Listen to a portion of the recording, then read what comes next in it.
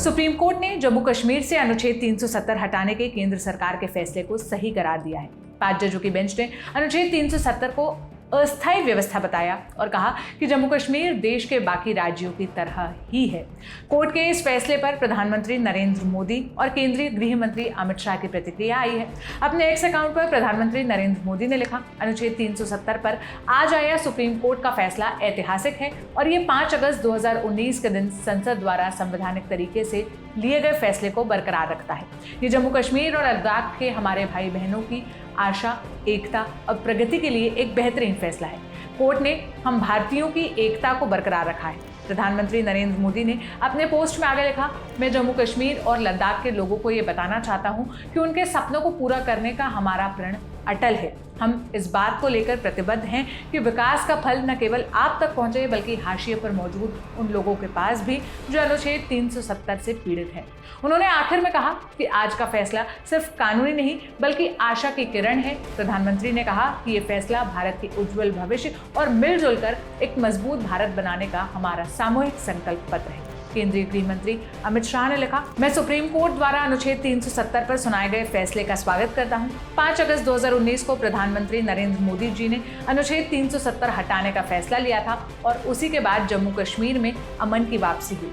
कभी हिंसा से जूझने वाली घाटी और उसके लोगों की जिंदगी को तरक्की और विकास ने नया मकसद दिया है। टूरिज्म और एग्रीकल्चर के सेक्टर में हुई बढ़ोतरी से जम्मू कश्मीर और लद्दाख के लोगों की आमदनी भी बढ़ी है। आखिर में अमित शाह लिखते हैं कि सुप्रीम कोर्ट के फैसले ने साबित कर दिया कि अनुच्छेद 370 हटाने का फैसला पूरी तरह से संवैधानिक था। जम्मू कश्मीर के पूर्व मुख्यमंत्री और जम्मू कश्मीर नेशनल कॉन्फ्रेंस के नेता उमर अब्दुल्ला ने अपनी प्रतिक्रिया देते हुए सोशल मीडिया प्लेटफॉर्म एक्स पर लिखा, 370 पर संघर्ष जारी रहेगा। निराश हूं लेकिन हतोत्साहित नहीं। संघर्ष जारी रहेगा। यहाँ तक पहुँचने में बीजेपी को दशकों लग गए। हम लंबी दौड़ के लिए भी तैयार हैं। इस बीच पीडीपी चीफ महबूबा मुफ्ती ने भी अपनी प्रतिक्रिया दी। उन्होंने कहा, जम्मू कश्मीर के लोग न तो उम्मीद खोने वाले हैं और न ही हार मानने वाले हैं। सम्मान और प्रतिष्ठा के लिए हमारी लड़ाई बिना किसी चिंता के जारी रहेगी।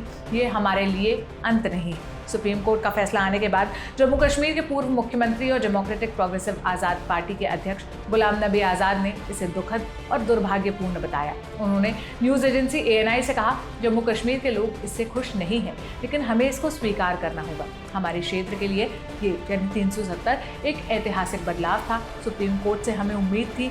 सुप्रीम कोर्ट की आज की बेंच भी अच्छी बेंच थी। अदालत के खिलाफ तो कुछ नहीं बोल सकते, लेकिन इस फैसले से जम्मू कश्मीर के आवाम को मायूसी हुई है। फैसले के पहले भी गुलाम नबी आज़ाद ने इस पर अपनी प्रतिक्रिया दी थी। उन्होंने कहा था, हम 4 साल से ज़्यादा मुद्दत से इस बात का इंतज़ार कर रहे हैं कि जम्मू कश्मीर की आवाम को इंसाफ मिलेगा। जो चीज़ें हमसे छीनी गई 370 की शक्ल में या 35A की शक्ल में। उन्होंने आगे कहा था कि कानून उनके लिए ज़रूरी था।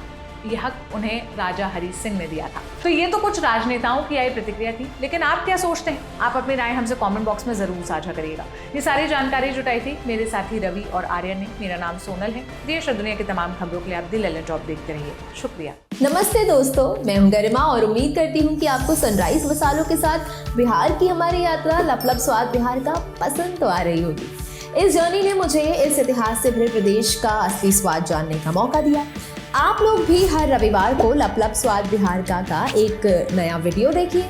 सनराइज बिहार के इंस्टाग्राम और फेसबुक हैंडल पर जाइए और जवाब दीजिए एक आसान से सवाल का। आपको अपना जवाब कमेंट करना है और आप जीत सकते हैं आईफोन, टैबलेट और सनराइज हैम्पर्स। नीचे दिए गए हैंडल्स पर जाइए और हर हफ्ते अपने जवाब कमेंट्स में बताइए।